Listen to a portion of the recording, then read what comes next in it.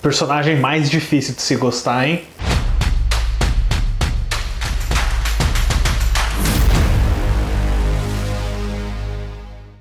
Olá, fãs da Sétima Arte, meu nome é Lucas Nascimento e esse é o Lucas Filmes, e dando sequência ao nosso especial sobre a colaboração do Martin Scorsese com o Robert De Niro e o Leonardo DiCaprio, hoje eu tô aqui para falar sobre Touro Indomável, filme de boxe lançado em 1980. Mas antes eu pedi para você curtir esse vídeo, se inscrever no canal e ativar o sininho para não perder notificação dos próximos vídeos. Bom, vamos lá, o Martin Scorsese lançou Taxi Driver de 1976 e meio que se consolidou como um grande diretor em Hollywood. Ele já tinha feito trabalhos anteriores, mas eu sinto que é o Taxi Driver que dá aquela atenção gigantesca, que é indicado ao Oscar de melhor filme, que ganha a Palma de Ouro no Festival de Cannes e que coloca o Martin Scorsese num caminho onde ele tem meio que o cheque em branco, né? Ele pode fazer o que ele quiser e ele resolve ir para um projeto bem ambicioso, que é o musical New York, New York, de 1977, que é estrelado pelo Robert De Niro e a Liza Minnelli, mas a questão é que o filme é um grande fracasso, ele perde dinheiro, não recebe boas críticas, não tem atenção nos prêmios, o que pra mim é uma grande injustiça, tá? Eu acho New York, New York um ótimo filme, mas isso coloca o Martin Scorsese numa posição bem pra baixo da vida dele, né? Ele já tinha uma certa afinidade pelas drogas e ele acaba entrando num buraco aí de vício em cocaína, ele tem uma overdose, ele tem uma experiência de quase morte, né? Ele chega a ficar internado no hospital, e quando ele tá nessa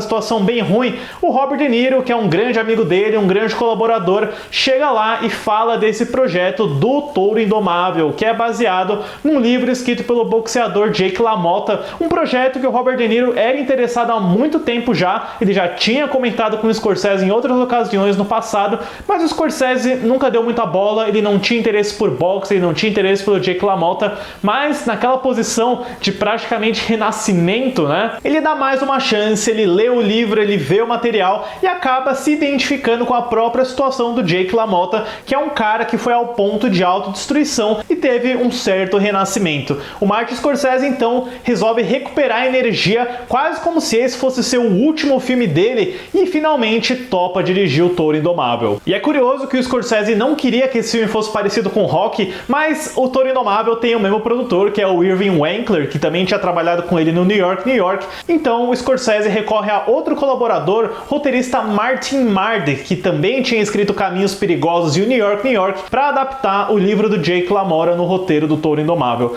Porém, quando Mardik entrega esse primeiro tratamento, ninguém gosta muito do resultado, é bem decepcionante, especialmente para Robert De Niro. Então o Martin Scorsese pede ajuda do Paul Schrader, o roteirista do Taxi Driver, que faz mudanças consideráveis no roteiro, em especial, acho que a mais importante, que eu não consigo imaginar que não existia antes nesse filme, que é a inclusão do personagem do Joey, o irmão do Jake LaMotta, que no filme seria vivido pelo Joe Pesci. O Schrader não acaba ficando para as versões finais do roteiro, até por algumas diferenças criativas, então o Martin Scorsese e o Robert De Niro saem aí num retiro de 2 semanas numa ilha do Caribe para fazer a versão final do roteiro, escrevendo novas cenas, revisando alguns momentos, várias sequências icônicas do filme, como por exemplo a cena da discussão enquanto Jake LaMotta tá consertando a TV e o final, que tem o monólogo do Sindicato de Ladrões, tudo isso veio do Scorsese e do De Niro, apesar deles não terem crédito como roteiristas. Inclusive, vale apontar que o próprio Jake LaMotta foi consultor durante a produção, especialmente em ajudar o Robert De Niro a entrar no shape de lutador de boxe. Em uma decisão puramente estética, né, o Martin Scorsese opta por rodar junto com o diretor de fotografia Michael Chapman o Touro Indomável em preto e branco, justamente porque ele tinha uma questão com o vermelho das luvas de boxe e o vermelho do sangue que apareceria nas lutas. Então, para evitar qualquer tipo de conflito estético e de cor, o Touro Indomável é um filme em preto e branco que também acrescenta uma característica bem única para ele e remete aos tempos de documentário de Scorsese. Com um orçamento de 18 milhões de dólares, as filmagens começaram em abril de 1979, com o cronograma estourando e levando mais tempo do que o planejado, e ainda mais quando Robert De Niro insistiu em realmente engordar para fazer o Jake LaMotta no final de carreira, colocando uma paralisação de 4 meses da produção, com as filmagens finalmente sendo completadas entre dezembro de 79 e janeiro de 1980. Um caminho bem difícil para Martin Scorsese e todos os envolvidos na produção, mas quando a gente vê o resultado final do Touro Indomável, tudo isso valeu a pena porque é um grande filme e um dos melhores estudos de personagem que o Scorsese já fez. A história do filme segue o boxeador Jake LaMotta, vivido por Robert De Niro. Enquanto segue lutando para finalmente conquistar um título de campeão, Jake lida com a paranoia em torno de seu casamento com Vicky, vivida por Cat Moriarty, e a relação complicada com seu irmão Joey, vivido por Joe Pesci. Quando a gente pensa num filme de boxe, é meio que inevitável não levar a nossa mente para aquela clássica estrutura e fórmula de filmes popularizados como a franquia Rocky, onde você torce pelo protagonista, onde você tem as sequências de treinamento, a superação, as vitórias, as derrotas, e muito pouco disso figura no Touro Indomável, porque ele é um filme que está muito mais preocupado com o drama pessoal do Jake LaMotta fora do ringue do que dentro. Acho que ser sobre boxe é um mero pretexto para você ter uma análise bem intimista, quase shakespeariana, operática, dos conflitos e contradições desse personagem, e agora a gente entende quando o Martin Scorsese diz que não era fã de boxe e de esporte. A alma do Touro Indomável é realmente tudo isso que acontece longe das luvas de boxe. Especialmente quando você tem um protagonista tão difícil e tão insuportável quanto Jake LaMotta. Ele é realmente uma pessoa terrível nesse filme, e isso de novo é mais uma contradição no gênero de esporte, porque num filme de boxe você torce pelo seu protagonista, você quer que ele seja campeão, e no Touro Indomável é praticamente impossível torcer para que esse cara consiga alguma coisa, o que torna a experiência e a análise muito mais fascinante. Eu acho que esse interesse do Scorsese no lado pessoal vai levando para um território bem difícil de assistir, que é bem pesado, especialmente na violência doméstica, na relação do Jake LaMotta com a Vicky, o que garante momentos onde a câmera é praticamente um observador neutro, aquela estética do fly on the wall, a mosca na parede. Ele leva isso para um nível bem pesado e incômodo, especialmente com as brigas que ele tem com a Vicky, a forma como o ciúme quase doentio dele vai resultando em porrada para todo mundo. E principalmente eu acho que a relação do Jake com o Joey, que é, apesar da Cat Moriarty ser uma grande atriz, ser uma ótima personagem, ter uma dualidade muito interessante nessa personagem, eu sinto que o grande coração do filme, o maior elo emocional que você tem